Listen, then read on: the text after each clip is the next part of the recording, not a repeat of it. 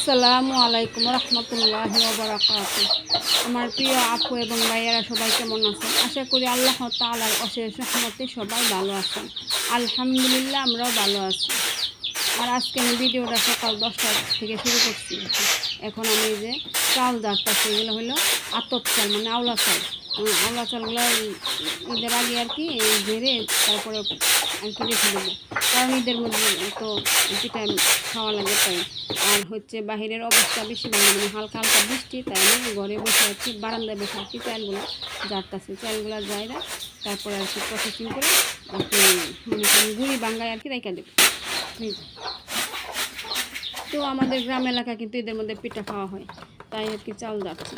আর এদিকে হচ্ছে আমার ছেলে এই যে নারিকেল কুড়াইতেছে, 2টা নারিকেল কিনে আনছিলাম। তো ছেলেরে বললাম যে বাবা নারিকেল 2টা কুড়িয়ে দাও, আমি ফ্রিজে রেখে দিই, নাহলে তো ঈদের দিনে এত কিছু করে সারান যায় না। তাই আর কি নারিকেল 2টা কুড়িয়ে দিতেছি। নারিকেল কুড়িয়ে এখন আমি এগুলা বক্সে ভরে ফ্রিজে রেখে দেবো। আর এদিকে হচ্ছে আমি এখন যে ঘর ঝাড়বো আর কি।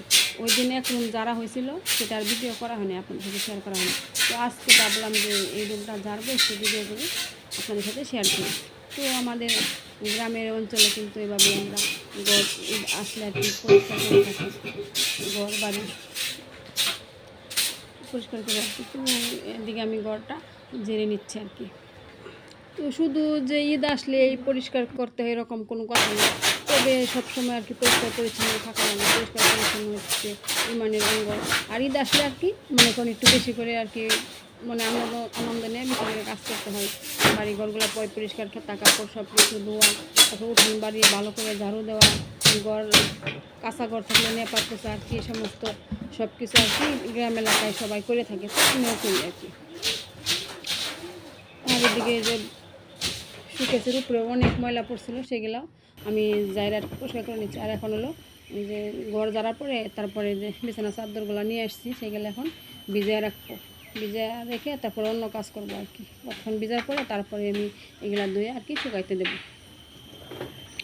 আর আমি বিছানা চাদর সবসময় গরম পানি দিয়ে আর কি ধুয়ে থাকি। তো আজকে আর গরম পানি দিই নাই, বেশি ময়লা হয় নাই, ভাবলাম যে শুধু হুইল পাউডার দিয়া অতক্ষণ ভিজা রেখে তারপরে ধুয়ে দিই।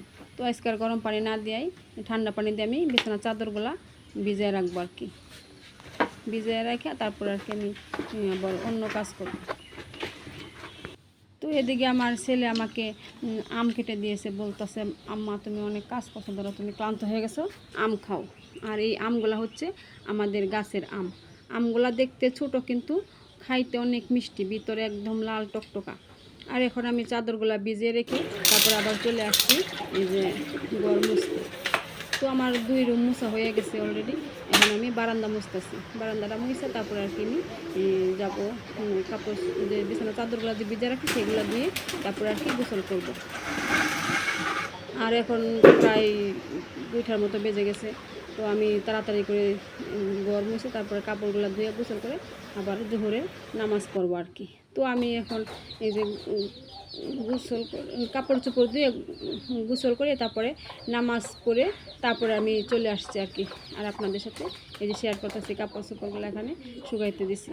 বিছানা চাদরগুলো শুধু ধুইছি আজকে, আর বেশি কাপড় ধুই নাই। তো এখন হচ্ছে আসরের একটু আগ মুহূর্ত হবে আর কি। আমি গোসল করে আবার রান্নাও করে নিয়েছি, আর রান্নাগুলো আপনাদের কাছে আর কি শেয়ার করা হয় না। তো এদিকে আমি যে মুরগির কটা খাইতে দিছি, তারা খুব আনন্দের সহিত আর কি খাইতেছে, তাই আপনাদের সাথে একটু শেয়ার করলাম। আর এখন আমি হচ্ছে ভাত খাবো। দুপুরে আজকে আর ঠিক মতো খাওয়া হয় না। তো আমি আজকে রান্না করছি এই যে পুরকল বাজি, মানে দুন্দুল বাজি, আর হচ্ছে দেশি মুরগি ছোটো একটা বাচ্চা আর কি জব করছিলাম, সেটা রান্না করছি আলু দিয়ে। তো বাদ আমার ছেলে অলরেডি খায়া নিছে, খায়া কোথায় জানি চলে গেছে। তো আমি এখন আর কি খাবো, শুধু আমার জন্য ভাত বেড়ে নিছি। তো আজকের ভিডিওটা দেখার জন্য সবাইকে অনেক অনেক ধন্যবাদ। আর ভিডিওটা আজকে এই পর্যন্তই। আমি ভাত খাবো আর আপনাদের কাছ থেকে বিদায় নেব। আল্লাহ হাফেজ।